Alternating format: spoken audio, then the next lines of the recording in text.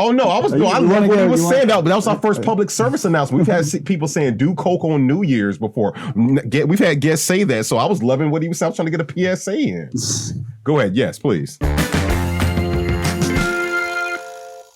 I was, I think, 31 or 32 years old at this point, and I wasn't down on being broke, guys. That's the problem with a lot of people. They hit 28, 30, 32, and they get really depressed, and they start smoking dope, and they start drinking, they get crazy. Me, I like my coffee and my water. I never drank. I was never into it. To me, it fogged my head. So there's no reason to be out of control when the world is already out of control and your career is out of control and your actual life is not in control financially and you have no schooling. So the more control on a sober state of mind that you are, the more chances you have to succeed in anything.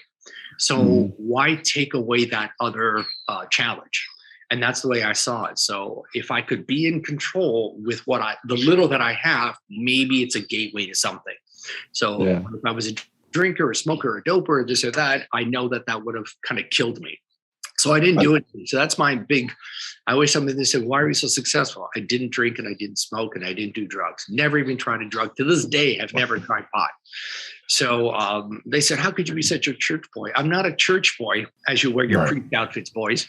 But I just looked at everything with a common sense fair. Everything to me was common sense. You remind me of a guy in my first actual real, I call it my first real film. And what I mean by my real film was where you're on set and you're no longer in control, telling your friend, hey, shoot me. I got something I want to say. Like you're working with so many people. They're real cameras, they're real lights. And I remember the cinematographer saying one night we were all watching, this has to be back in 2010.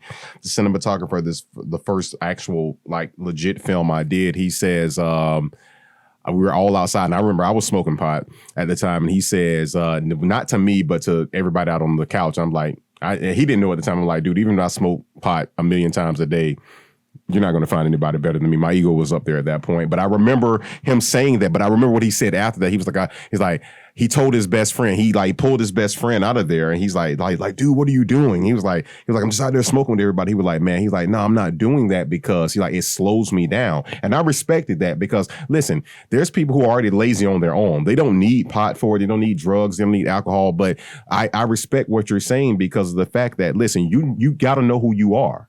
Like, if you don't do pot, don't do it. If you do pot, do it. But at the end of the day, you got to get the work done. And I respect you for understanding that, hey, this is where I'm at in life. You're not judging anyone, but had you been someone else, you wouldn't be where you are now.